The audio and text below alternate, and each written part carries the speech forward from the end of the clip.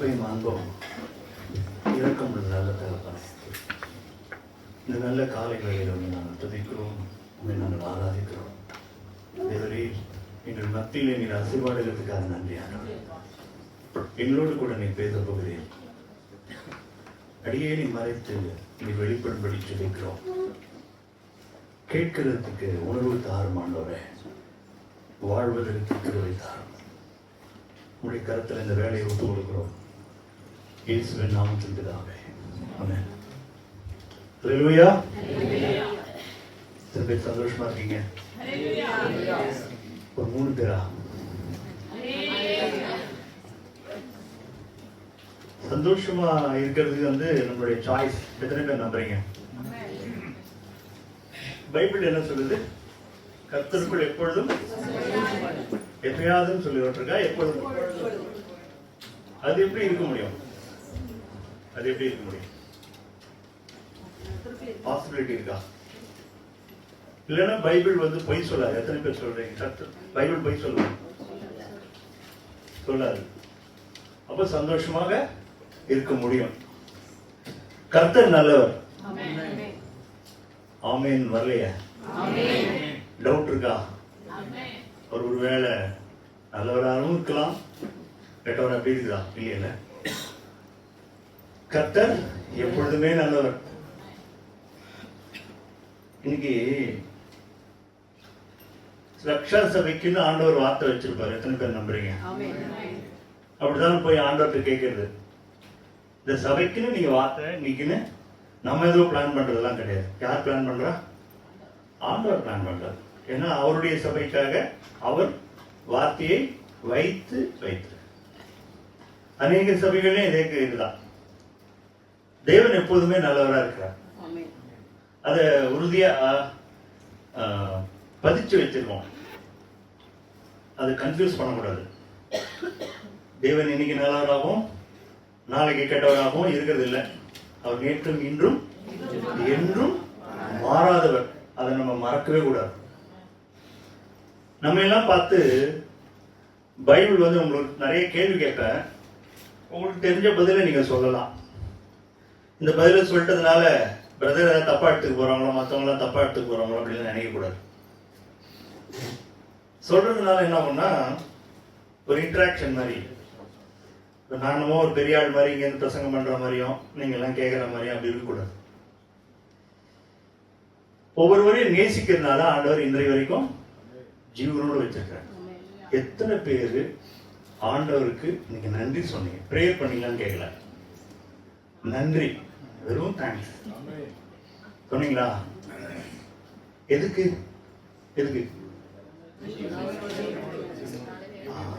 இன்னைக்கு உயிரோட வச்சிருக்க ஃபர்ஸ்ட் அது. அதுக்கப்புறம் நீங்க வேற எதுக்கெல்லாம் தேங்க்ஸ் சொன்னீங்கன்னா அது போனஸ். கர்த்தருக்கு தேங்க்ஸ் சொன்னா ரொம்ப பிடிக்கும். தேங்க்ஸ் சொல்றதுன்னா அது ஒரு ஆட்டிடியூட், அது ஒரு கேரக்டர். தேங்க் பண்றோம் எப்போதுமே ஹம்பிளா இருப்போம். கரெக்டா இல்லையா? நம்ம ஹம்பிளா இருக்கோம் அப்படின்னா நம்ம நன்றி செலுத்துறது மூலமா நிறைய விஷயங்கள் பார்க்கலாம். டேக் இட் ஃபார் கிராண்டட் மாதிரி ஏதாவது ஒன்று கிடைச்சதுன்னா அமைதியா இருந்தீங்கன்னு வச்சுங்களேன்.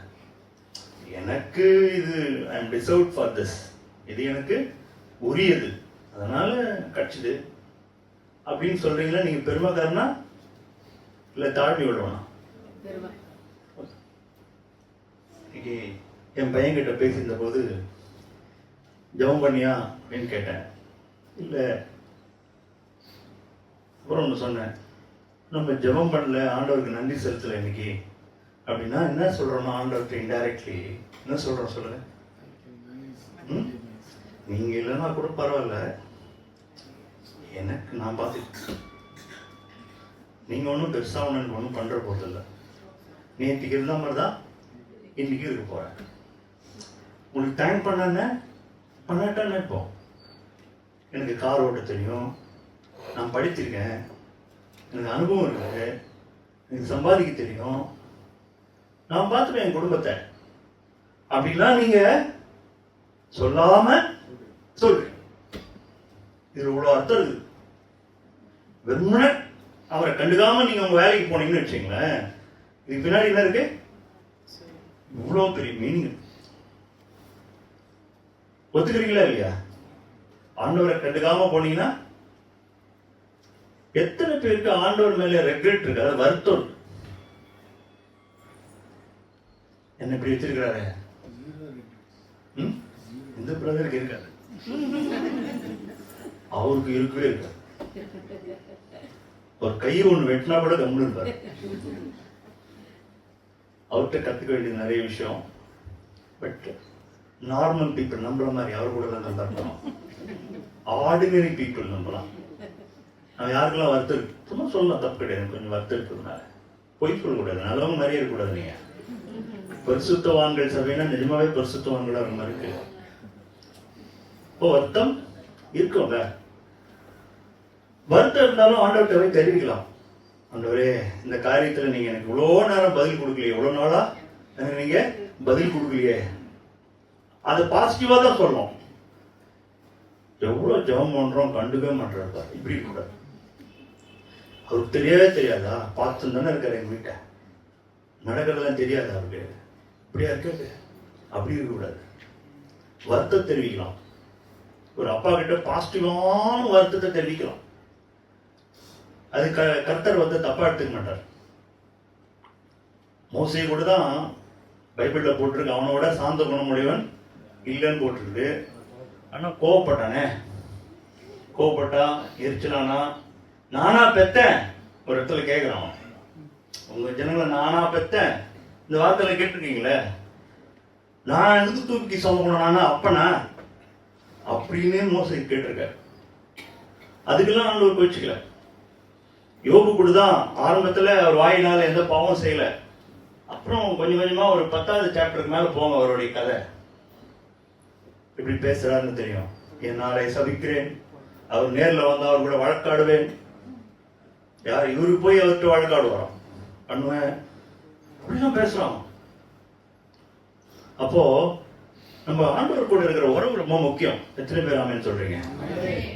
உறவு இல்லாதது செத்தது மாதிரி. எத்தனை பேர் சொல்றீங்க? இப்ப நமக்கு ஒரு 4 பிள்ளை இருக்கு, டெய்லி அந்த பிள்ளைகள் நம்ம கூட பேசிட்டு இருந்தா தானே உறவு. எத்தனை பேர் ஒத்துக்கிறீங்க? அதை இல்ல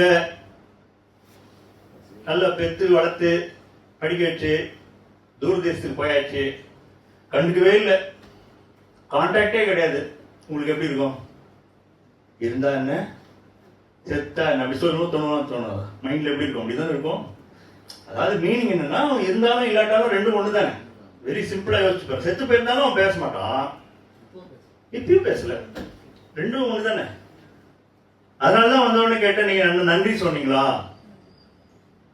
நன்றி சொல்லலைன்னா நீங்க பயங்கர பெருமைக்காரன். நான் தான் கேட்டேன் பையனை பார்த்து, ப்ரே பண்ணின்னு கேட்கல. ப்ரே பண்றதுன்றது ஒழுங்கு, அது பெரிய விஷயம். அதுல துதி இருக்கு, ஆராதனை இருக்கு, மற்றவங்களுக்காக ஜெபிக்கிறது இருக்கு, எத்தனையோ இருக்குதுங்க. ஆனா ஒன்னே ஒண்ணுதான், எழுந்த உடனே என்ன சொல்லிருக்கலாம்? இன்னைக்காவது தயவு செஞ்சு சொல்லலைன்னா சொல்ல கத்துங்க. பிரதர் இப்படி சொல்றாருன்னு நினைக்காதீங்க. காத்தால் எழுந்த உடனே யாருக்கு குட் மார்னிங் சொன்னோம்? ஜீசஸ் குட் மார்னிங் சொன்னா ஏத்துக்க மாட்டாரா? கண்டிப்பா ஏத்துப்பாரு, சந்தோஷப்படுவார் ரொம்ப. முதல் நாள் நம்ம பேசுறது யாரு கூட பேசணும்? ஆண்டவரோட first appointment. there is no disappointment. எப்படி ஆண்டவரோட அப்பாயின்மெண்ட் இருந்தா அதான் நல்லவர். அவர் நல்லவர்னு நான் எப்படி தெரியுமா புரிஞ்சுக்கிட்டேன்? எனக்கு எல்லாம் ஆசீர்வதிச்சதுனால நல்லவர்னு புரிஞ்சுக்கல,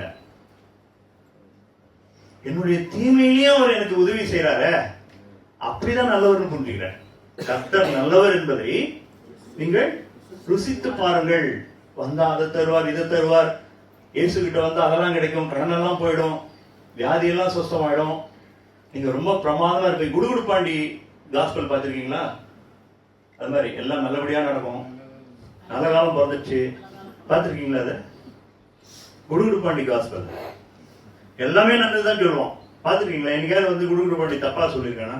இன்னும் கிடைக்காது, இல்லை சில்லற கிடைக்காது, அந்த இதெல்லாம் கிடையாதுங்க. கர்த்தர் நல்லவன்னு நம்மளாம் எப்படி புரிஞ்சுக்கணும்? எப்படி புரிஞ்சுக்கணும்? உங்களை நல்ல வேலையில வச்சிருந்தாலையா? அவர் நல்லவர்ன்றதுக்கு ஒரு சாட்சி போதும். பைபிளே சொல்லியிருக்காரு, என்ன?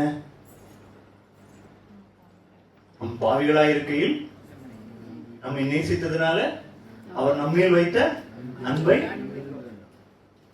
யாராவது கெட்டவனை போய் நேசிப்பானா? Exchange offer. எது எக்ஸ்சேஞ்ச் ஆஃபர்? கெட்டதுக்கு நல்லது கொடுக்குறார். எத்தனை பேர் நன்றி உள்ளாக இருக்கீங்க? கெட்ட விஷயத்துக்கு நல்லது கொடுக்குறார் கர்த்தர். கெட்டவர்கள் நாமெல்லாம், நமக்குள்ள நல்லது இல்லை, கரெக்ட் தானே? நன்மையேதும் நீதிமான் ஒருவனாகிலும் எல்லாரும் பாவம் செய்து தேவ மகிமை அற்றவர்களானோம். அவனவன் தன் தன். சரி, நன்றி ஒன்று சொல்லிட்டேன். இப்போ நூலுக்கு வர, அவனவன் தன் தன் வழியிலே போனான். கர்த்தருடைய பார்வையில் இது எப்படி இருக்குது? உன் வழிகளிலெல்லாம் கர்த்தரை நினைப்பாயாக. Acknowledge him in all your ways. அப்படின்னு என்னது? இப்போ நான் ஒரு காரியத்தை எடுக்கிறேன், இப்போ எதுலெல்லாம் நம்ம பெருமவாதி அப்படின்னு காட்டணும். ஒன்று சொன்னேன், எழுந்தவொடனே அவருக்கு நன்றி கெட்டத்தனமா நம்ம பாட்டும் பல் தேய்ச்சிட்டு குளிச்சுட்டு கிளம்பி நம்ம வேலையை பார்த்தா என்ன சொல்ல வரோம்? நீங்க இருந்தாலும் இல்லாட்டாலும் எனக்கு கவலை இல்லை அப்படின்னு சொல்ல வரும். அது ஒரு பெருமைவாதம், பெருமைத்தனம். இன்னொன்னு, அவனவன் தன் தன். இப்போ கர்த்தருக்கு காத்திருப்பவர் வெட்கப்பட்டு. ஏன் சொல்றோம்? கர்த்தருக்கு காத்திருக்கிறவர்களா யாரு? யாரு? உங்க வழியெல்லாம் கர்த்தருக்கு ஒப்புவிக்கிறீங்க. எனி டெசிஷன், அது உங்க படிப்பா இருக்கலாம், வேலையா இருக்கலாம், எது ஒன்னாலும் இருக்கலாம். என்ன பண்றோம்? ஆண்டவர்கிட்ட போய் ஒரு அப்பாட்ட சொல்றது போல, அப்பா இது உங்களுக்கு சித்தமா? ரோமன் சாப்டர்ல வாசிக்கிறோம் 12வது அதிகாரத்துல, உலகத்திற்கு ஒத்த விஷயம் தெரியாமல் அவருடைய நன்மை பிரியம் பரிபூர்ணமான சித்தம் இன்னதென்று அறியத்தக்கதாக மனம் புதிதாகிறதுனாலே மறுரூபமாகுங்கள். அதுல என்னென்ன போட்டிருக்கு? நன்மை பிரியம் பரிபூர்ணமான சித்தம் என் வாழ்க்கையில என்ன ஆகணும்னு யார்கிட்ட கேட்கிறோம்? அப்படி கேட்காம பண்ண அவனவன் தன் தன் வழியில போறோம்னா, அது ஸ்பிரிச்சுவல் மேட்டரா இருக்கலாம், உங்க வேலையா இருக்கலாம், எதா இருக்கலாம். ஆண்டவர் பாதத்தில் போய், ஆண்டவரே இதை குறித்து என்ன நீங்க என்ன நினைக்கிறீங்க? உங்களுடைய சித்தம் என்ன? அதன் வழியில் என்ன நடத்தும்? உங்களுக்கு சித்தத்தெல்லாம் கண்டுபிடிக்கிற அளவு பெரிய தீர்க்கதரிசிலாம் கிடையாதுன்னு வச்சுங்களா? நீங்க எல்லாம் அப்படித்தான். உடனே கர்த்தர் சித்தம் இன்னைக்கு சொல்லிட்டார், ராத்திரில வந்து சொல்லிட்டாருன்னு சொல்ல முடியாதுல்ல. அப்போ காத்திருக்கிறதுன்னு ஏதோ ஒண்ணு வருது இந்த இடத்துல. கர்த்தருக்கு காத்திருக்கிறவர்கள் புது பலன் அடைந்து. அப்போ காத்திருக்கிறதுன்னு ஒண்ணு வருது இல்ல, ஏதோ ஒண்ணு காத்திருக்கிறதுன்னு வருது இல்ல நம்ம வாழ்க்கையில. அது என்னது? எடுத்தோம் கவிழ்த்தோம் நம்மளே செய்யாம அவரு சொன்னா சரி, இதுக்கு சமாதானமா இருக்குதா, இதை நான் செய்வேன். அப்படி இல்லைன்னா வெயிட் பண்ணுவேன். அதாவது சிக்னல் மாதிரிங்க, ரெட்டு ஆரஞ்சு கிரீன். கிரீன் என்னது உங்களுக்கு தெரியும், கோ. ரெட்டுன்னா என்னது? ஆரஞ்சு தான் நமக்கு நிறைய நேரத்தில் கிடைக்குது. என்ன சொல்லுங்க? வெயிட். போலாமா வேணாமான்னு சொல்றேன். போலாமா வேணாமான்னு சொன்ன நீங்க போனீங்கன்னா ஆகும். ஒருவேளை இந்த பக்கம் வண்டி அவனுக்கு சிக்னல் விழுந்திருக்காது, உங்களை அடிக்கிறதுக்கு வாய்ப்பு இருக்கு. அப்போ நம்ம பாதையிலலாம் ஆபத்து இல்லாம விக்கணும் இன்றி போனோம்னா யாரோட துணை வேணும்? ஏன்னா அவர் மேலேருந்து பாக்குறாருங்க உங்க வழிய. உங்களுடைய அந்த டிராபிக் இருக்கீங்க, அவர் யார் பாக்குறா? மேலேருந்து ஏரியல் வியூல இருந்து பாக்குறாரு. அவருக்கு தெரியும் நீங்க முன்னாடி இன்னும் ஒரு வருஷத்துல இந்த பிரச்சனை வரும்னு. கர்த்தருக்கு தெரியும். போலாமா வேணாமான்றத அவர் முடிவு பண்றாரு. இப்போ இந்த மதிக்கிற தன்மையை சொல்றேன். அப்போ பெருமையா இருக்கிறவன் என்ன பண்ணுவோம்? அவர் சொல்றத அவருக்கு வெயிட்டே பண்ண மாட்டான். கேட்க மாட்டான்றது வேற, கேட்க மாட்டான்றது வேற. இயேசு சொன்னாரு, பிதா செய்கிறதை காண்கிறதுவோ அதையே குமாரனும் செய்வார். தாமாய், அதுதான் இன்னொரு முக்கியமான விஷயம், தாமாய் ஒன்றும் செய்ய மாட்டார். நம்ம தாமா தான் நிறைய செய்யும். அதான் நம்ம வாழ்க்கையில நிறைய பிரச்சனை. மனுஷனுடைய முக்கியமான ப்ராப்ளம் என்ன கண்டுபிடிக்க சொல்லி தெரியுமா உங்களுக்கு? மனுஷனுடைய மிக முக்கியமான ப்ராப்ளம் ஏதாவது சொல்லுங்க பார்க்கலாம். ஏதாவது பாயிண்ட் வேற முக்கியமான ப்ராப்ளம் சொல்லுங்க பார்க்கலாம்.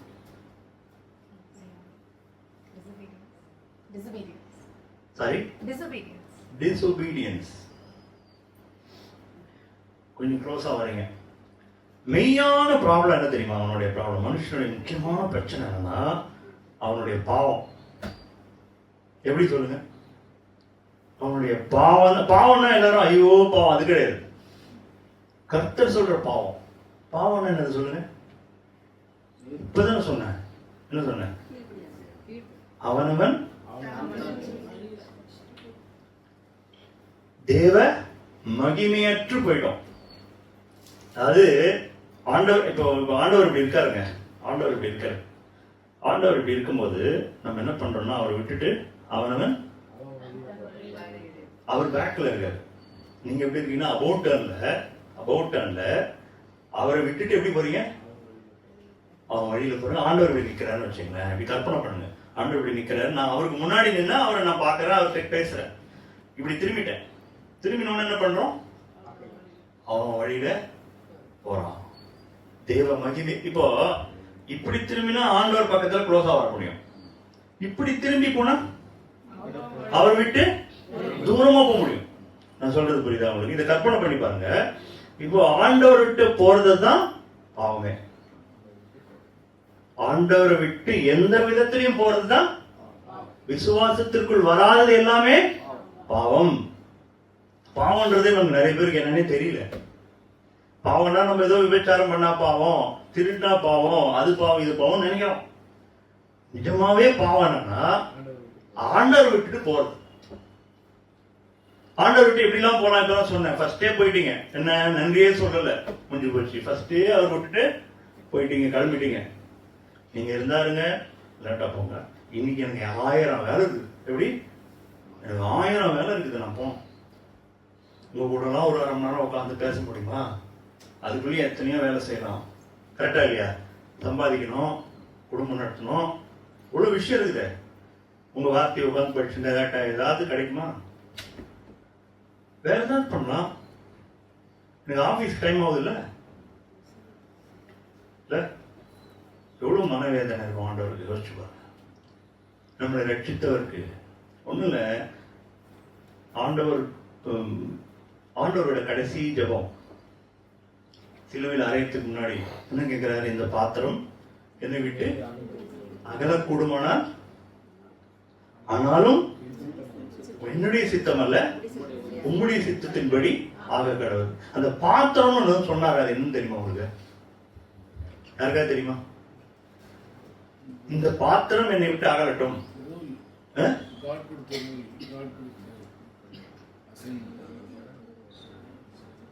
அந்த பாத்திரம் என்னை விட்டு போட்டோன்னு ரொம்ப சீரியஸா ஒரு விஷயத்த சொல்றாரு. பர்டிகுலர் விஷயம்.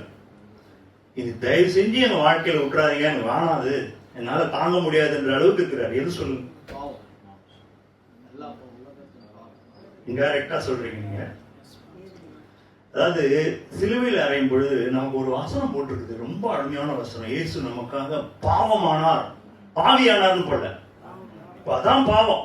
இப்ப பாவத்தை பார்க்க மாட்டாத சுத்த கண்ணனை போட்டிருக்காரு. அந்த பாவத்தை வெறுக்கிற ஒரு ஆண்டவர். அதாவது பாவன எல்லாம் சொல்லியாச்சு, கீழ்ப்படியாமை சொல்லியாச்சு, அவர் விட்டு போறது சொல்லியாச்சு, அவர் மதிக்காது சொல்லியாச்சு, எல்லாம் சொல்லியாச்சு.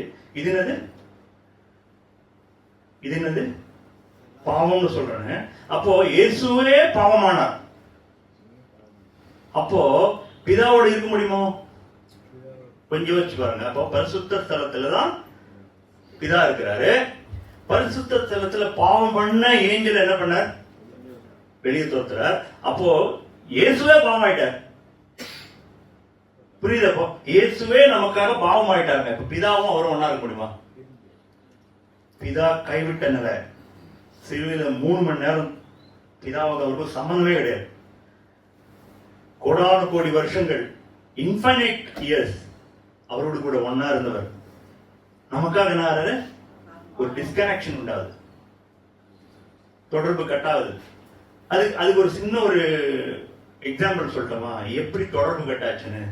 தேவனே தேவனே, அது வரைக்கும் பிதான்னு பேசிட்டு இருந்தவர் எப்ப தேவனே சொல்றாரு? அப்போ ஆண்டவர்கிட்ட போய் கேட்டா ஆண்டவர் என்ன தெரியுமா சொல்லுவாரு? இந்த பாத்திரம், இப்ப பிதாவும் அவரும் பேசிக்கிறாங்கன்னு வச்சுக்கோங்க. சின்ன ஒரு கற்பனை, யாரும் இயேசுவும் பிதாவும் பேசிக்கிறாங்க. இப்ப இந்த பாத்திரம் என்னை விட்டு அகலட்டும் அப்படின்னு சொல்லும்போது, அப்போ பிதா இப்படி சொல்லியிருக்கலாம், நீ எந்த பாவமே செய்யல, உனக்கு பரலோகம் திரும்பி வந்துடலாம் நீ. ஆனா ஒண்ணு மட்டும் பிரச்சனை வரும். ஒண்ணு நம்பி இருக்கிறானே அவன் நரகத்துக்கு போயிடுவான், பரவாயில்லையா? அப்ப ஆண்டவர் என்ன சொல்லியிருப்பார்? இயேசு என்ன சொல்லியிருப்பார்? இல்ல இல்ல, நான் ஏத்துக்கிறேன், அவன் சாக கூட சொல்லியிருப்பார மாட்டார். அந்த இடத்துல ஒவ்வொருத்தரையும் நீங்க உங்களை போட்டு பாருங்க, உங்களை நீங்க போட்டு பாருங்க. இயேசு என்ன சொல்லியிருப்பார்? இவனுக்காக இவனுக்காக ரத்தம் செஞ்சேன், உயிரை கொடுக்க தயாரான, இல்லைன்னா இந்த ஆத்மா எங்க போயிடும்? நரகத்துக்கு போயிடும். அப்படி கற்பனை பண்ணி பாருங்க, இயேசு நிஜமாவே நேசிப்பீங்க. அதனாலதான் அவரு இந்த பாத்திரத்தை ஏத்துக்கிறார். ஒவ்வொரு ஆத்மாவையும் நேசிக்கிறதுனால. அதனாலதான் ஆண்டவர் சொல்றாரு, மனுஷன் உலகம் முழுவதையும் ஆதாயப்படுத்தினார். கர்த்தர் பார்வையில் என்னோட ஆத்மா எப்படி இருக்கு? ரொம்ப காஸ்ட்லி, ரொம்ப ரொம்ப காஸ்ட்லி, விலை மதிக்க முடியாத அளவுக்கு பாக்குறாரு.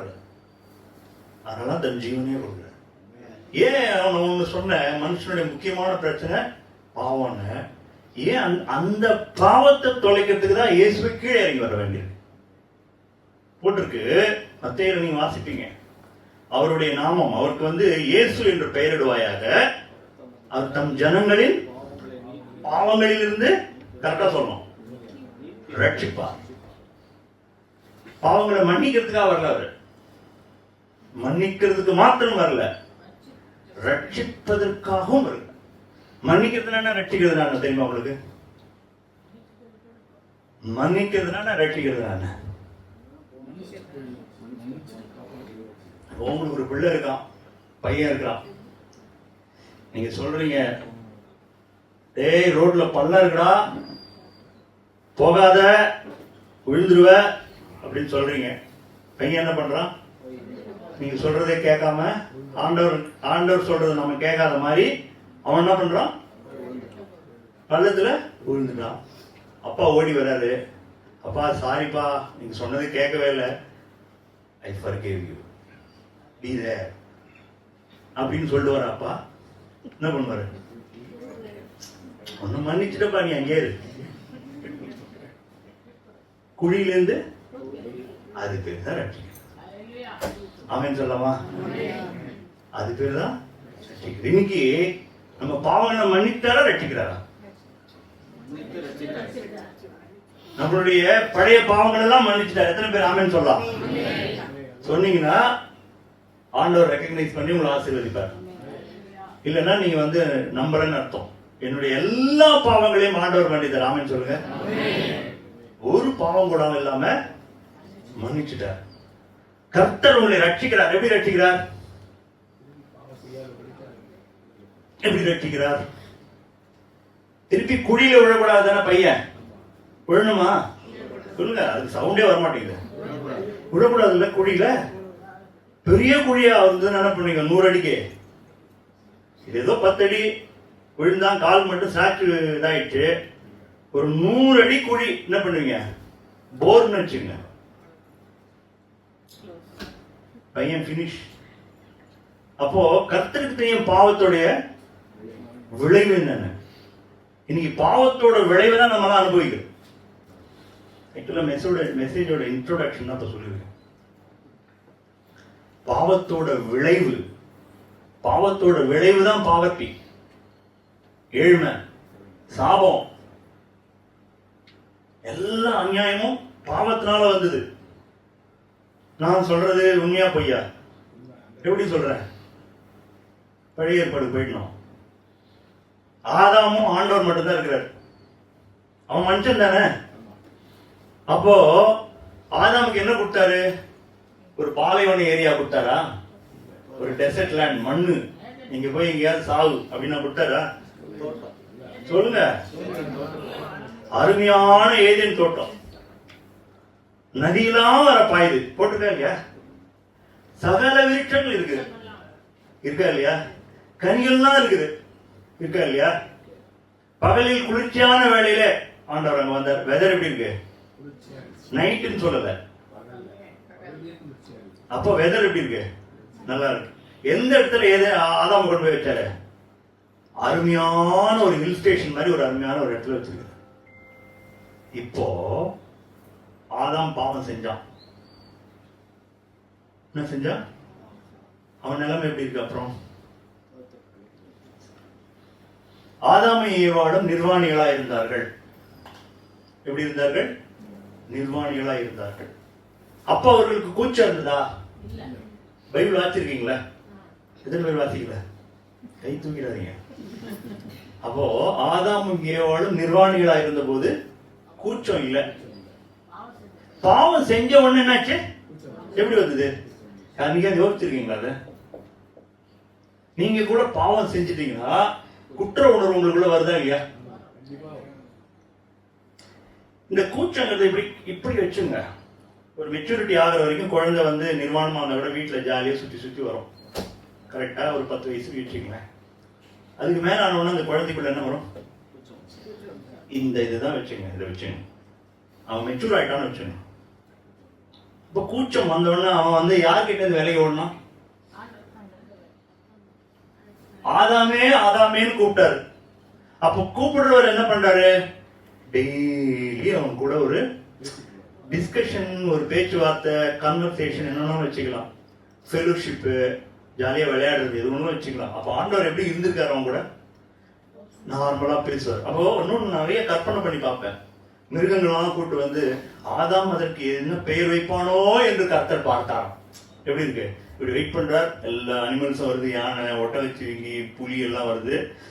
அவன் நேம் வைக்க வச்சு இவர் என்ன பண்றாரு? சந்தோஷப்படுறாரு. அப்ப பாருங்களேன், அவருடைய மைண்டு பாருங்க, ஆண்டவரோட மைண்டு. இப்ப மிருகங்கள்லாம் வருது, அவன் பேர் வைக்கிறான், வெயிட் பண்ண, அதுவே அதற்கு பெயர் ஆயிட்டு. எவ்வளவு ஃப்ரீடம் பாருங்க. அப்போ ஆதாமும் ஏதேன் தோட்டத்துல ஆதாமோடு ஆண்டவர் எப்படிப்பட்ட உறவுல இருந்தார்? முகமுகமாய் பேசுற ஒரு உறவு. கரெக்டா இல்லையா? அது இப்ப இருக்கா உங்களுக்கு? எனக்கும் சொல்லுங்க. அதே ஆண்டவர் தானே. சொல்லுங்க, நேற்றும் இன்றும். அந்த ஆதாம் கூட இருந்த ஆண்டவர் வேற, இப்ப இருக்கிற ஆண்டவர் வேறையா? அதே ஆண்டவர் தானே. ஏன் அந்த ஆதாமுக்கு இருந்த தொடர்பு உங்களுக்கு எனக்கு இல்ல? ஏதோ ஒண்ணு உள்ள வந்துச்சு, ஏதோ ஒண்ணு உள்ள வந்துச்சு. ஆதாம் பரிசுத்தமா இருந்தான், கூச்சம் இல்ல, அந்த குற்ற உணர்வு இல்ல, பரிசுத்தமா இருந்தான். ஆதாமே ஆதாமே நீ எங்கே இருக்கிறாய்? ஆண்டவருக்கா தெரியாது எங்க இருக்குது. ஓடி ஒழிஞ்சிக்கிறான் மரத்து பின்னாடி போய். ஏதோ ஆண்டவர்கிட்ட எங்க மறைக்கணும்? அத்தியில எல்லாம் போட்டு மறைக்கிறான். இன்னைக்கு நம்ம நிலைமை விட்டாரு. கர்த்தர்கிட்ட போக முடியல. நம் தைரியமாய் கிருபாசன தண்டையில திறக்கணும். எப்படி அந்த தைரியம் வந்தது? யார் மூலமா வந்தது? ஒருத்தர் உங்களுக்காக சிலுவையில் அறை உண்டாரு. அந்த நிலைக்கு கொண்டு போறாங்க. எந்த நிலைக்கு? ஆதாம் இருந்த நிலைக்கு உங்களை கொண்டு போறாங்க. எத்தனை பேர் அல்லேலூயா சொல்லலாம்? ஆதாம் இருந்த நிலைக்கு கொண்டு போறார். இவர் இரண்டாம் ஆதாம். அவர் தன்னுடைய ஜனங்கள் அழிந்து போறதை பார்த்து மனசு தாங்க முடியல, கண்ணீர் விடுறாரு ஆண்டவர். இயேசு கூட நிறைய பேர் தரிசனத்துல பார்த்தவங்க என்னதான் சொல்றாங்க? இயேசு கண்ணீர் விட்டதை நான் பார்த்தேன், கண்ணீர் விடுறதை பார்த்தேன். நான் தரிசனத்தில் நான் பார்த்தது கிடையாது. ஆனா ஆண்டவர் கூட ஜெபிக்கும் போது அவர் பாரத்தோடு இருக்கிறது தெரியுது. அவர் ஒன்றும் ஹாப்பியா இல்லை. எத்தனை பேரை ரட்சிக்கலான்ற வேதனையோடு உட்கார்ந்து இருக்காரு தெரியுது. நம்ம குறித்து மிக பாரத்தோடு உட்கார்ந்து இருக்காரு, அழுதுகிட்டு இருக்காரு. என் பிள்ளை இதுல இருந்து வெளியே வர மாட்டானா, என் பிள்ளை பரிசுத்தம் ஆக மாட்டானா அப்படின்ற வேதனையின் துக்கத்தில் ஆண்டவர் உட்கார்ந்துட்டார். Is not happy about us. ஒன்று சொல்றேன், நிறைய விஷயங்களை நம்ம மாற வேண்டியது. இங்க 2 விஷயம் பேசணும் தான் வந்தேன். நீதிமான்கள், பைபிள் யாரெல்லாம் நீதிமான்னு சொல்லுது? எத்தனை பேர் நீதிமான்கள்? கை தூக்குங்க பார்க்கலாம். நாமெல்லாம் நீதிமான்கள் தான். ஏன் சொல்லுங்க, தைரியமா சொல்லணும். நாம் நீதிமான்கள் ஆக்கப்பட்டிருக்கோம். ரொம்ப வாசிங்க. அவருடைய ரத்தத்தினாலே நாம் நீதிமான்கள் ஆக்கப்பட்டிருக்கோம். இல்லைன்னா நம்மளுடைய நிலைமை என்ன? நம்ம ஆத்மா எங்க போனோம்? உங்களை நரகத்துக்கு போகாதபடி ஒருத்தர் காப்பாத்தினார்ல, அந்த நரக வேதனை அனுபவிச்சார்ல, அவருக்கு நன்றி உள்ளவரா நம்ம இருக்க வேணாமா? அவரை நினைக்க வேண்டாமா? அவர் சொல்றபடி கேட்க வேண்டாமா? இதுவரையும் நான் இருந்துட்டேன் வாழ்க்கையில, இதுவரையும் எப்படி இருந்துட்டேன்? நன்றி கேட்டவனா இருந்து போயிட்டேன். அவர் சொல் பேச்சு கேட்கல, அவர் விட்டு போனவனா இருந்துட்டேன். பைபிள் ஒரு வசனம் இருக்கு தெரியுமா? மனம் திரும்புங்கள். சூப்பர் வேர்டு தமிழ்ல. இங்கிலீஷ்ல ரிப்பெண்டன்ஸ் எல்லாம் போட்டிருக்கு. இந்த வார்த்தை எப்படி இருக்கு? மனம். இப்ப நான் முன்னாடி சொன்னேன்ல, ஆண்டவருடைய உட்கார்ந்து இருக்காரு, நம்ம எப்படி போனோம்? இப்படி ரிவர்ஸ். அவர் திருப்பி இப்படி போடுறோம் நம்ம. ஆனா என்ன ஆச்சு? இப்போ ஆண்டவர் என்ன சொன்னார்? அபவுட் திருப்புறாரு. அவர் நோக்கி வா, பரிசுத்தமாகவன் இன்னும் பரிசுத்தமாகட்டும். அவர் தன்னுடைய முகத்தை நம்மீது பிரகாசிக்க பண்ணி, என் முகம் அந்த பக்கம் இருந்தா எங்கேருந்து பிரகாசிக்கிறது? அவரை பார்க்கும்போது நான் பிரகாசிக்கும். மோசே போய் அவரை தரிசிச்சா அவர் முகத்தை, மோசே முகத்தையே பார்க்க முடியலங்க. மோசையோட முகத்தை என்ன போட வேண்டியது? திரை போட வேண்டியது. அவன் முகத்தை பார்க்க முடியல, எல்லாரும் கண்ண மூடிக்கிறாங்க. அது ஒரு லைட் மாதிரி அடிக்குது. இன்னைக்கு உங்க முகம் பிரகாசிக்கணும், கர்த்தர் உங்களை அவரை போல மாத்தணும் அப்படின்னு நினைச்சீங்கன்னா எங்க போகணும்? இந்த பக்கம் உலகம், இந்த பக்கம். இவங்கெல்லாம் வழி தப்பி ஏகமாய் கெட்டு போனார்கள். அவனவன் தன் தன் வழியிலே போனான். எங்க போனான்? எங்க போனவன்? உலகத்தை நோக்கி போனான். ஆண்டவர் சொன்னார், ஒருவன் உலகத்தை நேசித்தால் அவனிடத்துல பிதாவின். உலகத்தை நேசிக்கிறதுனா என்னது? அடுத்த கேள்வி கேட்கிறேன், சொல்லுங்க. இப்போ உலகத்தை நேசிக்கிறதுனா என்னது? உலகத்தையும் அதில் உள்ள உலகத்தின் மீதும் அதில் உள்ள இவள் மீதும் நீங்கள் அன்பு கூறாதீர்கள். ஒருவன் உலகத்தில் அன்பு கூர்ந்தால் அவனிடத்திலே. உலகத்தில் அன்பு கூறுதுனா என்னது? உலகத்தின் மீது அன்பு கூர்ந்தால் ஏன் தேவனோட அன்பு நமக்குள்ள இருக்கிறது இல்ல? இப்பதானே சொன்னேன். அந்த கனிங்கிறது சாதாரணம் இல்ல, அது ஒரு பெரிய சப்ஜெக்டுங்க. நன்மை தீமை அறியத்தக்க கனி, அது ஒரு பெரிய சப்ஜெக்ட். அது உள்ள போனோம்னா அது பெரிய சர்மன் ஆகும். இப்போ பைபிள் சொல்லுது, நாம் யாரெல்லாம் பார்த்து நீதிமான் அப்படின்னு. யாரெல்லாம் பார்த்து நீதிமான்? நான் முதலே ஒரு கேள்வி கேட்டேன், எத்தனை பேர் நீதிமான்? ஒரு 4 பேர் தூக்குனீங்க. இப்போ 4 பேர் மட்டும்தான் ஆண்டவரால, மற்றவங்களாம் இல்லைன்னு நீங்களே சொல்றீங்க. ஆமென் சொன்னா சத்தியமா நல்லா கை ஊற்றி சொல்லுங்க. எனக்கு சொல்லல, இங்கேருந்து மேலும் பாப்பார மாட்டாரா? எத்தனை பேர் ஆண்டவர் உங்களை பார்த்துக்கிட்டே இருக்கு நம்புறீங்க? அதுக்காக எத்தனை பேர் ஆண்டவர் என்னை பார்த்துக்கிட்டே இருக்கிறார்? கர்த்தருக்கு முன்னாடி நான் வாழணும். எத்தனை பேர் கை தூக்குறீங்க? அப்ப மனுஷருக்கு முன்பாக வாழல. யாரை பிரியப்படுத்தணும்? யாரை பிரியப்படுத்தணும்? பக்கத்து வீட்டுக்காரியா? புருஷனியா? மனைவியா? இல்ல பாஸ்டரியா? ஆண்டவரை பிரியப்படுத்தினப்போ. அப்போ இன்னைக்கு நீதிமான்களை குறித்து பேசும்போது ஆண்டவர் ஒரு சில விஷயங்கள் ரொம்ப ஆச்சரியமா இருந்தது. நீதிமான்கள் யார்? பாக்கியவான்களா? முதல் வசனம் வாசிக்கிறேன். ரோமருக்கு எழுதின நிருபம் 1வது அதிகாரம் 11வது வசனம் வாசிங்க.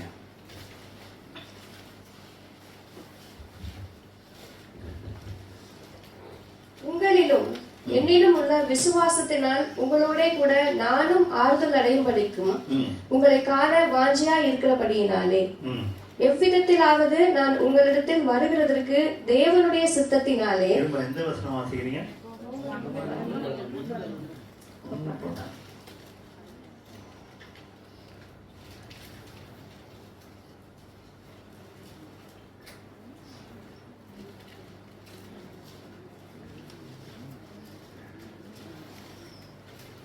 தப்பா நோட் பண்ணியிருக்கேன் நான். அதாவது ஃபர்ஸ்ட் விஷயம் என்னன்னா, விசுவாசத்தினாலே நீதிமான் பிழைப்பான். இந்த வசனம் சொல்றதுக்காக தான் எடுத்தேன். விசுவாசத்தினால யார் பிழைப்பா? 1:17 விசுவாசத்தினாலே நீதிமான் பிழைப்பான் என்று எழுதியிருக்கிறபடி. அப்போ 1:17 சொல்லப்பட்டபடி நீதிமான் எதுல பிழைப்பானா? நீங்களும் நானும் எதுல பிழைக்கிறோம்? பொய் சொல்லக்கூடாது. நான் சம்பாதிக்கிறதுனால பிழைக்கிறேன் சொல்லுங்க. ஒண்ணு லைனா. பக்கத்து வீட்டுக்காரர் காசு கொடுத்ததுனால பிழைக்கிறேன், நேற்று கடன் வாங்கி வந்ததுனால பிழைக்கிறேன், இல்ல நான் சேர்த்து வச்சதுனால பிழைக்கிறேன் சொல்லுங்க பார்க்கலாம். இல்ல. அப்போ யாரால பிழைப்பான் நீதிமான்? விசுவாசத்தினாலே நீதிமான் பிழைப்பான். இந்த வசனத்தை மறக்கவே மறக்காதீங்க. அப்ப நீதிமான் எதுல மட்டும்தான் பிழைக்கணும்? விசுவாசத்துல மாத்திரம் பிழைக்கணும். விசுவாசம் என்ன? அடுத்த கேள்வி. இது மாதிரி டஃப் கொஸ்டின் கேட்டா பதிலாம் வராதுன்னு சொல்றாதீங்க. விசுவாசம் என்னது? நம்பிக்கை என்ன? பயங்கர டஃப்பான கொஸ்டின் தான். விசுவாசம், நம்பிக்கை, அன்பு. இதுல அன்பே பெரியது. விசுவாசம் அன்பு என்ன, நம்பிக்கை என்ன சொல்லுங்க பாருங்க. இன்னைக்கு ஒண்ணு கத்துன்னு போயிடுங்க. விசுவாசனானது, நம்பிக்கை என்ன சொல்லுங்க. அது இன்னொரு வசனம், அது வேற ஒரு வசனம். நீங்க எபிரேயர் போயிட்டீங்க. உறுதியானது. ஹோப்ங்கிறது வந்து எதிர்பார்ப்பு. விசுவாசம் வந்து உறுதி. இப்போதைக்கு நம்பிக்கை என்ன உறுதி கிடையாதா? நம்பிக்கை வந்து எதிர்பார்ப்பு. அதாவது இனிமே அதுல இருந்தாலும் எல்லாம் போலாமா? அப்புறம் எப்படி அவர் நம்பி இருக்கிற ஆனந்த பாக்கியம்னு போட்டிருக்கேன். அவர் நம்பி இருக்கிற ஆனந்த பாக்கியம்னு போட்டிருக்கேன். அப்போ இந்த உறுதி என்னது? அப்போ இது ஏற்கனவே நடந்ததுல இருக்கு. அப்ப நாளைக்கு உங்களுக்கு வேலை கிடைக்கணும் விசுவாசிக்கிறது எப்படி? அதுல ஒரு விசுவாசம் வருது இல்ல? ஏற்கனவே ஆண்டவர் உங்களுக்காக மரித்தார், விசுவாசிக்கிறீங்க, ஓகே. நாளைக்கு உயிரோடு இருப்பீங்களா மாட்டீங்களா? இருப்பேன், விசுவாசிக்கிறேன் சொல்றீங்களா இல்லையா? விசுவாசம்னா ஆக்ஷன் இருக்கணும், கீழ்ப்படிதல் இருக்கணும். எப்படி விசுவாசம் என்ன இருக்கணும்? கீழ்ப்படிதல் இருக்கணும். இப்ப நாளைக்கு மழையே பெய்யலுங்க, நாளைக்கு மழை பெய்ய போகுதுன்னா நீங்க வீட்டுல இருந்து குடை எடுத்துன்னு போனீங்கன்னா அர்த்தம் வானத்தெல்லாம் பார்த்துலாம் எடுக்கல, நீங்க மழை வர போகுது அப்படின்னு விசுவாசிக்கிறீங்க, கொடை எடுத்துக்கிட்டு போவீங்க. அப்ப கொடை எடுத்துட்டு போற ஆக்ஷனுக்கு பேர் என்னது? வசனம் இருக்கு. பிசாசுகளும் நடுங்குகின்றன. விசுவாசனா விசுவாசித்து பிசாசுகளும் நடுங்குகின்றன. நாம எப்படி விசுவாசிக்கணுமா? கர்த்தர் உண்டென்றும் அவரை தேடுகிறவர்களுக்கு பலன் அளிக்கிறார். விசுவாசிக்க வேண்டும். அதுதான் விசுவாசம். விசுவாசம் ஆக்ஷன் இருக்கும். நம்பிக்கை ஆக்ஷன் இருக்கு. நீங்க வெயிட் பண்ணுவீங்க. ஆனந்த பாக்கியம், ஆண்டவர் வரப்போற நம்பிக்கை இல்லையா? ஆண்டவர் வரப்போறார் நம்பிக்கை. அதுக்காக நீங்க ஒன்றும் பெரிய ஆக்ஷன் பண்ணல, அவர் வரப்போறார். பட் எவ்ரிடே விசுவாசத்தான வாழணும். விசுவாசத்தினாலே நீதிமான் பிழைப்பான். உங்க பிழைப்பே விசுவாசத்தில் வைக்கணும். அதான் ஆண்டவர் சொல்லியிருக்கார். 2வது வசனம், நீதிமொழிகளின் புஸ்தகம் 20வது அதிகாரம் 7வது வசனம் வாசிங்க. நீதிமான் எப்படி இருப்பான்? குயிக்கா முட்டிட்டு போயிட்டேன் நானு. நீதிமான் தன் உத்தமத்திலே நடக்கிறான். போறோம். எந்த உத்தமத்தில் நடக்கணும்? யோபுவை பார்த்து அவங்க மனைவி என்ன சொன்னாங்க? நீ இன்னும் உன் உத்தமத்திலே. உத்தமனா என்ன? அடுத்த கேள்வி. திருப்பி கொஸ்டின் தான். உத்தமனா என்ன? நம்பிக்கை விட்டு விலகாம காடுக்கும் கரெக்டான ஒரு விசுவாசத்தை விட்டு விலகாம இருக்கு. உத்தமனா நீங்க அவருக்காக எடுக்கிற ஒரு என்ன சொல்றது நற்கிரின்னு வச்சுங்களேன். ஒரு இப்படிதான் வாழணும்னு நினைக்கிறீங்க. நான் இனி இந்த பாவம் செய்ய போறதில்ல, இப்படிதான் இருக்க போறேன், தான தர்மம் பண்ண போறேன், நன்மை செய்ய போறேன், பொய் சொல்ல போறது இல்ல. எத்தனை பேர் பொய் சொல்ல போறது இல்ல? கையை தூக்க மாட்டான் பாரு. இப்படி நீங்க உத்தமமா இருக்கணும்னு நினைக்கிறீங்கல்ல, இந்த உத்தமத்திலே உறுதியா இருக்கணும்னா அர்த்தம் ஆண்டவர் கை விட்டார், இனிமே இதெல்லாம் கண்டுக்க மாட்டேன்பா வந்துருவோம் மைண்ட்ல. இவ்வளவு நாள் பாவம் செய்யாம இருந்த, இங்க என்ன கை விட்டாரு, இனிமேலாம் இதெல்லாம் இருக்கு, பொய் எல்லாம் பண்ணி ஜாலியா இருக்க போறேன் மனசுல நினைச்சிருப்பீங்க நீங்க.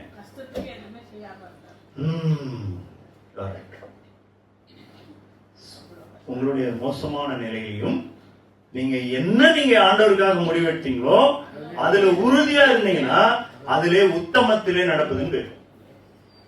இதுதான் உத்தமம். நீங்க உத்தமத்தை மெயின்டைன் பண்றீங்க, கர்த்தருக்காக கர்த்தர் என்னதான் உங்க வாழ்க்கையில் அனுபவிச்சாலும் நான் விட மாட்டேன்ப்பா, பொய் சொல்ல மாட்டேன்ப்பா, உண்மையாதான் பார்ப்பேன், பரிசுத்தமா தான் இருப்பேன், இப்படி சொல்றீங்க பாத்தீங்களா? அதான் உத்தமத்தில் உதயம். நீதிமான் இருப்பான். அடுத்தது நீதிமானுடைய 100 குணாதிசயம் 4:18. நீதிமொழிகள் 4:18 எப்படி இருக்கும்? நீதிமான்களுடைய பாதை நடுப்பகல் வரைக்கும் அதிகமாய் பிரகாசிக்கிற சூரிய பிரகாசம் போல் இருக்கும். என்ன மீனிங் இது?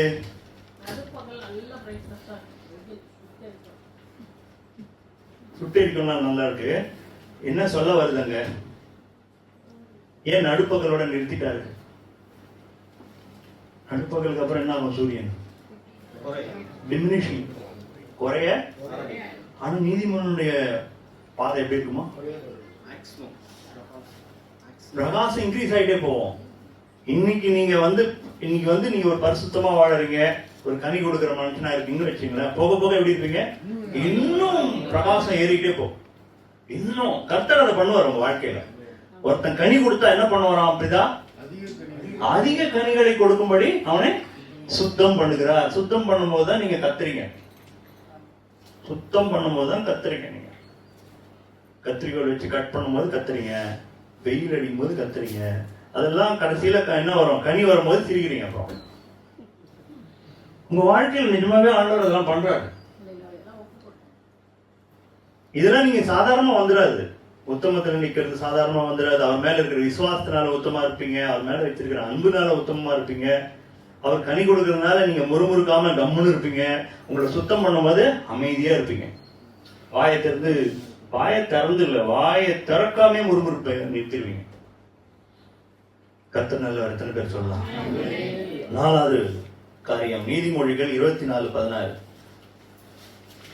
குயிக்கா போவோம். நீதிமான் 7 தரம் விழுந்தாலும் திரும்பவும் எழுந்திருப்பான். அது நீதிமானோட ஒரு அருமையான கேரக்டர். என்ன பண்ணுவானா, இது எனக்கு எத்தனையோ தடவை இந்த வசனம் இருக்குல்ல, என்ன அப்படியே மோட்டிவேட் பண்ணிருக்கு.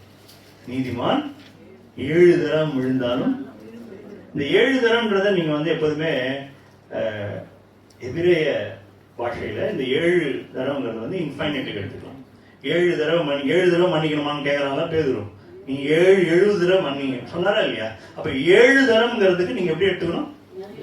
எத்தனை தடவை வேணாலும் எடுத்துக்கலாம். எத்தனை. அப்ப அவன் என்ன பண்ணுவான்? நீதிமான் 7 தடவை விழுந்தாலும், அது கெட்டாலும் மேன்மக்களே சங்கு சுட்டாலும். என்ன மீனிங் அதுக்கு? கெட்டாலும் மேன்மக்கள். இந்த ஒரு வசனம் கேள்விப்பட்டிருக்கீங்களா? இவன் நீதிமான் தான், ஸ்டாம்புடு. கர்த்தர் நீதிமான். இப்ப தாவீது பாவம் பண்ணாரு. அதே தாவீதை பார்த்தா ஆண்டவர் என்ன சொன்னாரு? இவன் இருதயத்துக்கு புரியுதா அவங்க சொல்றது? அப்போ நீதிமான் 7 தடவை விழுந்தாலும் திரும்பவும் அங்கேயே இருக்க மாட்டான். He will bounce back. எழுந்து நின்று ஆண்டவரே என்ன மன்னிச்சிருங்கப்பா. எப்போதுமே தெரிஞ்சுங்க, பாவம் நீங்க செஞ்சிட்டீங்கன்னா உடனே எழுந்துருங்க. பிசாசு அங்கே உட்கார வைப்பாங்கள. நீ இவ்வளோ நாளா உத்தமத்தில் இருந்திய, நீ விழுந்துட்டல, அது எது வேணாலும் இருக்கட்டும். அதை நான் என்னுடைய வாயில சொல்லலை, எது வேணாலும் இருக்கட்டும் உங்க வாழ்க்கையில. கர்த்தருக்கு பயந்து அந்த பாவத்தை விடுறீங்களே, அது எது வேணாலும் இருக்கலாம். உடனே ஆண்டவர்கிட்ட வந்துடணும். யார்கிட்ட வரணும்? ஆண்டவர் அதுதான் ரெடியா இருக்கிறார், மன்னிக்கிறதுக்கு ரெடியா இருக்கிறார். கெட்ட குமாரன் கதை எத்தனையோ தடவை என் வாழ்க்கையில மோட்டிவேட் பண்ணிருக்கு. அவன் நல்லவங்கலாம் இல்லைங்க. அவன் பண்ண காரியம்லாம் நல்ல விஷயமே இல்லை, ஒண்ணு கூட நல்லது கிடையாது. அவன் வாழ்க்கையில அவ்வளோ மொத்தமான காரியம். அப்பாவை முதல்ல பாகத்தை பிரிச்சதே பெரிய பாவம். அப்பாவை அவமானப்படுத்திட்டு எல்லார் மத்தியிலையும் என்னுடைய பாதி சொத்தை கொடுன்னு வாங்கிட்டு போனதே பெரிய தப்பு. அதுக்கப்புறம் துன்மார்க்கமா செலவு பண்ணது அதுக்கு தப்பு. எல்லாம் பண்ணி அவனுக்கு ஆகாரம் கிடைக்காத போது, பஞ்சத்தில் அடிபட்ட போதுதான் அப்பா ஞாபகம் வருது. அப்பயும் அந்த அப்பா எப்படி இருந்தாரு? அப்பா அவன் தூரத்துல வரும்போதே அவனை கண்டுகிட்டாருன்னா அப்பாவோட கண்ணு எங்க இருந்துருக்குது? பெரிய பிள்ளைய பத்தியா இருந்தது? சின்ன பிள்ளை கெட்டு போனவன் அவன் எப்படா வருவான். இன்னைக்கும் ஆண்டவர் நம்மளை பார்த்து அப்படிதான் இருக்கு. எப்படி இருக்கிறாரு? எப்படா வருவான்? ஒரு பாவி மனம் திருந்த நிமித்தம் பரலோகம் மிகுந்த சந்தோஷம் உண்டாயிருக்குமா? இயேசு சொல்றாரு. எப்படி இருக்குமா? பரலோகத்துல மிகுந்த சந்தோஷம் எப்போ வரும் சொல்லுங்க? ஒரு பாவி மனம் திரும்பணும்னா அது அது நனைஞ்ச பாவியா இருக்கலாம், நனையாத பாவியா இருக்கலாம். பாவின்னு தான் போட்டிருக்குது. நீங்க மனம் திரும்புறேன், அன்னவரே நான் விழுந்துட்டேன், என்னை மன்னித்துங்க, நான் பரிசுத்தமாக்குங்க, இனி நான் இது மாதிரி இருக்க மாட்டேன் ஆண்டவரே, எனக்கு இனிமே இது மாதிரி விடாதபடிக்கு எனக்கு உதவி செய்யுங்க ஆண்டவரே, நீங்க ரிட்டர்ன் ஆயிட்டீங்கன்னா கர்த்தர் உன்னை தூக்கிடுவார். அதுதான் நீதிமான் என்ன பண்ணுவான், எத்தனை தடவை இருந்தாலும் டமாலும் எழுந்து திருப்பி ஆண்டவர்கிட்ட ஓடி வந்துடுவான், பரிசுத்தமாயிடுவான். அஞ்சாவது, சங்கீதத்தின் புஸ்தகம் 118:15.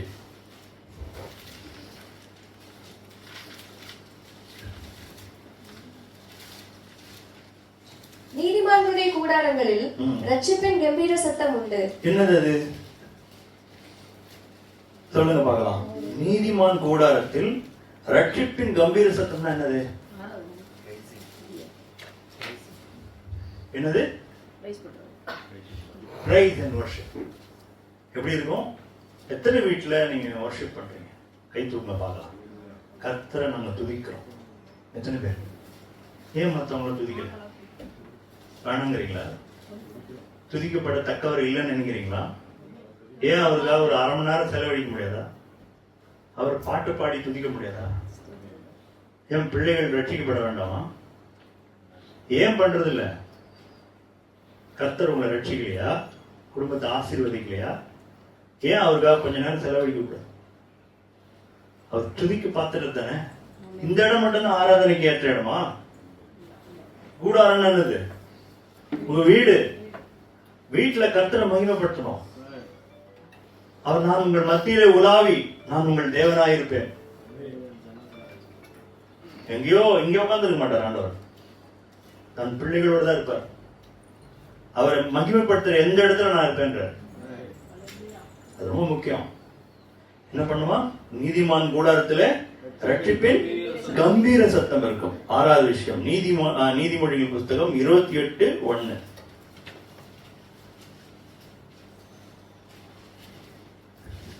ஒருவனும் தொடாதிருந்தும் துன்மார்க்கர் ஓடி போகிறார்கள், நீதிமான்களோ சிங்கத்தை போலே தைரியமாய் இருக்கிறார்கள். போதுமா? எப்படி இருப்பாங்களா? சிங்கத்தை நீங்க பாத்திருக்கீங்களா? ஜூலியோ இல்லைன்னா டிவியோ பாத்திருக்கீங்களா? சிங்கம் எப்படி இருக்கும்? அது எப்ப பார்த்தாலும் அட்மையர் பண்ணுவாங்க. அதோடைய ஹைட் என்ன, அது அப்படி பார்க்கும் போது இப்படிதான் பார்ப்பாது. பார்க்கிற பார்வை என்ன, நீலாம் என்ன அப்படின்ற மாதிரி பார்ப்பாது. ஆமா, நீலாம் என்ன அப்படி அது பார்க்கற அதோடைய ஸ்டைல், அது நிக்கிறது, அது நான் அப்பதான் பார்க்கிறேன். சிங்கம்னு போடுற யூத ராஜ சிங்கம்லாம் பாடுறேன். சிங்கம் நிஜமான கம்பீரத்தை நீங்க பார்த்தா தெரியும். நீதிமானுடைய ஒரு குவாலிட்டி என்ன? சிங்கம் மாதிரி தைரியமா இருப்பான். கொரோனா வந்துடும் டிவியை போட்டு பார்க்க மாட்டான். 5000 ஏறிச்சா 6000 ஏறிச்சா 6000 ஏறிச்சா 7000 ஏறிச்சா அவன் பார்த்துட்டு போட்டான். நீங்க ஏன் பாக்குறீங்க?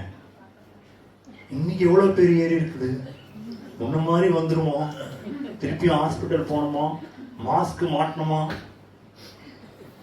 ஐயோ செத்து போயிடுவோமோ, நாளைக்கு என்ன ஆகுமோ, வெக்கக்கேடு ஆண்டவர் கூட இருக்கிறதுக்கு. அதுக்கு வேற ஏதாவது தெய்வத்தை வணங்கிட்டு போலாம். ஓப்பனா சொல்றேன், இவர் கூட இருக்கணும்னா தைரியமா இருக்கணும். சிங்கத்தை போல இருப்பாங்களா தைரியமா, என்ன வந்தாலும் கவலையே பட மாட்டாங்க.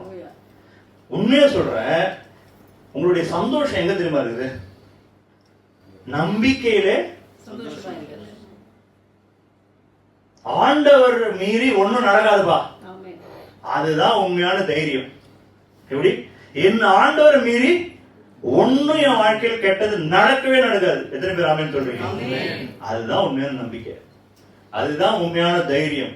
மிகுந்த பலனுக்கு ஏதுவான உங்களுடைய தைரியத்தை விட்டு விடாதீர்கள். தைரியம் சொதக்கிறத இது பண்றதுக்கு தான் பிசாசு ட்ரை பண்றான். என்ன பண்றான்? உங்க தைரியத்தை குறைக்கணும், உங்களை விட வைக்கணும், சோர்வடைய செய்யணும். எத்தனை பேர் டிப்ரெஷனுக்குள்ள போவீங்க? அப்படி சோர்ந்து அப்படி இருப்பீங்க. ஐயோ வாழ்க்கை இப்படி ஆகிப்போச்சு, முகம்லாம் தொங்கி போய் எத்தனை பேர் இருப்பீங்க? கை தூக்கிடாதீங்க. டிப்ரெஷன்ல இருந்தா அது என்னன்னு தெரியுமா? அது ஒரு பாவம். அது ஓப்பனா சொல்றேன், அது நீங்க அதை எக்ஸ்கியூஸ்லாம் கிடையாது, பாவம். நிஜமா சொல்றேன், கர்த்தருடைய பார்வையில அவர் இன்சல்ட் பண்ற மாதிரி. அதாவது அவர் பக்கத்துல இப்போ ஒண்ணும் இல்லை, இப்போ வந்து பிரைம் மினிஸ்டர் பக்கத்துல இருக்கிறாருன்னு வச்சுங்களேன், அவருக்கு எல்லா பவரும் இருக்கு. ஓகே, எல்லா பவரும் இருக்கு. அவர் சொல்றாரு, நான் பாத்துக்கிறேன் லைஃபை, உன் பிள்ளைகளுக்குலாம் வேலைலாம் நான் தந்துடுவேன், எல்லாம் நான் பாத்துக்கிறேன், ஒரு நாள் கூட உனக்கு வந்து செலவுக்கு பிரச்சனையே இருக்காது, ஹாஸ்பிட்டலா பெரிய ஹாஸ்பிட்டல் இருக்கு நான் பார்த்து இப்படின்னு ஒரு பிரைம் மினிஸ்டர் உங்க ஃப்ரெண்டுன்னு வச்சுங்களேன். அப்போ நீங்க எப்படி இருப்பீங்க சொல்லுங்க? ஒரு கவுன்சிலர் தெரிஞ்சாலே உங்களை பிடிக்க முடியாது. எனக்கு அந்த கவுன்சிலர் தெரியும், இந்த எம்எல்ஏ சொல்லிடலாம் மாட்டீங்களா? சும்மா பேச்சுக்கு தான் ஆண்டவர் ஆண்டவர் வேண்டியது. எப்படி சும்மா பேச்சுக்கு தான் கர்த்தர் கர்த்தர் கர்த்தர் தேவன் அப்படின்னு சொல்ல வேண்டியது. தனிப்பட்ட வாழ்க்கையில் போனா ஓரமா உட்கார்ந்து இருக்க வேண்டியது. எலியா மாதிரி அதுக்கு முன்னாடி நான் வரைக்கும் தான் அமகனம் பண்ணிட்டு வரான், 700 பேர் சாவச்சிட்டு வரான். அடுத்த நாள் பார்த்தா என்ன கொண்டு போட்டுருக்கோன்றான், ஓரமா உட்காந்து என்ன விட்டுருக்கோம், நான் ஓடிடுறேன், இந்த பொம்பளை என்ன துரத்துறான்றான். எந்த பொம்பளை? ஜெசபெல். ஒரு பொம்பளை பார்த்து பயந்து ஓடுறான், அதுக்கு முன்னாடி 700 ஆம்பளைங்களை வெட்டி போட்டான். தைரியமான ஆள். அவன மாதிரிலாம் இருக்கிறதுக்கு நம்ம ஆண்டவர் அழைக்கல. இன்னைக்கு தைரியம் வேணும். பஞ்ச காலத்திலும் திருப்தியாக்க ஆண்டவர், பஞ்ச காலத்திலையும் திருப்தியாக்குவார். அவர்கள் செருப்புலாம் பழமையா போல, அவருடைய ட்ரெஸ் பழமையா போல. அக்னி ஸ்தம்பம். எதுக்கு அக்னி ஸ்தம்பம் சொல்லுங்க பார்க்கலாம், சொல்லுங்க. குளிர் லைட்டு, குளிர்ல இருந்து அனல், அப்புறம் வெளிச்சம். எதுக்கு மேகஸ்தம்பம்? வெயில இருந்து பாதுகாக்க. இதை விட என்னங்க வேணும் ப்ரொவிஷன்? டெய்லி மண்ணா, கல்ல அடிச்சா தண்ணி, வேற என்ன ப்ரொவிஷன் வேணும்? எல்லாத்தையும் ப்ரொவைட் பண்றேன்ற ஆண்டவர் உங்களுக்கு இருக்கிறார். வேற என்ன வேணும் உங்களுக்கு? தைரியம் வேணாமா? அடுத்த பாயிண்ட், 7வது பாயிண்ட் கடைசியானது, சங்கீதம் 37:21. இன்னும் நிறைய பாயிண்ட்ஸ் இருக்கு, நம்ம இன்னொரு நாள் தியானிக்கலாம்.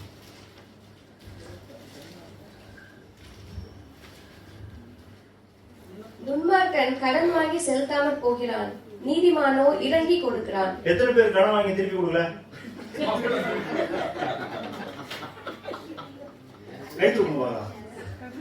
நான் கிரெடிட் கார்டு ஏமாத்திட்டேன், அவருக்கு ஒரு 50,000 ரூபாய் தரேன், அவர் கேட்கல, அதனால விட்டேன். அவர் ஒன்னும் கேட்கல பிரதர், கேட்டிருந்தா கொடுத்துருப்பேன். நான் ஒன்னும் அப்படிப்பட்ட ஆள்லாம் கிடையாது.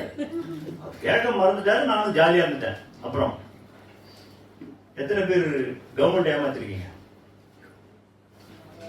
கவர்மெண்ட் தானே அப்படின்னு ஏமாத்தினவங்க எத்தனை பேர்? எத்தனை பேர் கவர்மெண்ட் கிட்ட விட்டுருக்கீங்க? என்ன போட்டிருக்கு? துன்மார்க்கன் கடன் வாங்கி திருப்பி தரவே மாட்டான், இவன் இறங்கி கொடுக்கிறான். ஒரு இடத்துல கடன் கொடுக்கிறான்னு போட்டிருக்கு, ஒரு இடத்துல கொடுக்கிறான். நீங்க கொடுக்கிறவர்களாய் கர்த்தர் வைத்திருக்கிறார். நீயோ கடன் வாங்காதிருப்பாய். சொல்லுங்க. கடனாளியாய் இருப்பது அது ஒரு நல்ல விஷயம் இல்லை, அது சாபக்கேடான விஷயம் தான். எப்போதும் நான் என் வாழ்க்கைய ஹோல் லைஃபும் கடன்லயே போகுது அப்படின்னு ஆனா இதுல நான் நீதிமான பத்தி தான் பேச வரேன். நீதிமான என்ன விஷயம் பண்றான்? இறங்கி. இறங்குறது என்னது? இறங்கின்னு என்னது? இறக்கப்பட்டு கொடுப்போம். இன்னொரு இடத்துல போட்டிருக்கு, சிறுமைப்பட்டவன் மேல் சிந்தை உள்ளவன் பாக்கியம். சிந்தையா இருக்கும். துன்மார்க்கனோ அவர்களை பற்றி அறியான்னு போட்டிருக்கு. அப்படின்னு அர்த்தம், அவனை பத்தி கண்டுக்கவே மாட்டான். இவன் என்ன நினைப்பானா, என் வீடு வாழ்ந்தா மட்டும் பத்தாது, என்னுடைய சகோதரன் போய் இருக்கிறான், அவன் கஷ்டப்படுறான், இந்த குடும்பம் வீணா போகுது, நான் என்ன பண்றது, என்னால முடிஞ்சதை நான் கொடுப்பேன் அப்படின்னு யார் இருப்பா? நீதிமான் இருப்பான். நீதிமான் தனக்கு கொஞ்சம் இருந்தா கூட பரவாயில்ல, அவனுக்கு கொடுப்போம். அதான் உண்மையான நீதிமான். நீதிமானுடைய குவாலிட்டிஸ் நிறைய இருக்குது, இன்னும் ஏகப்பட்ட பாயிண்ட்ஸ் இருக்கு. நீதிமானும் பாக்கியவானும் ரெண்டும் ஒண்ணுதான் ஆல்மோஸ்ட். இங்க பாக்கியவான் இயேசு ஆரம்பிக்கிறார் மத்திய சுவிசேஷத்துல. பாக்கியவான் பாக்கியவான் பாக்கியவான் பாக்கியவான். யாரெல்லாம் பாக்கியவான் நூறு நாள் நம்ம தியானிக்கலாம். எத்தனை பேர் நீதிமானா இருக்க விரும்புறீங்க? ஆண்டவர் எனக்கு வேணும்னு எத்தனை பேர் விரும்புறீங்க? என் தேவன் வாழ்க்கையில் இன்னும் அதிகமாக கிரியை செய்யணும்னு எத்தனை பேர் விரும்புறீங்க? எழுந்து நிக்கலாம் எல்லாம்.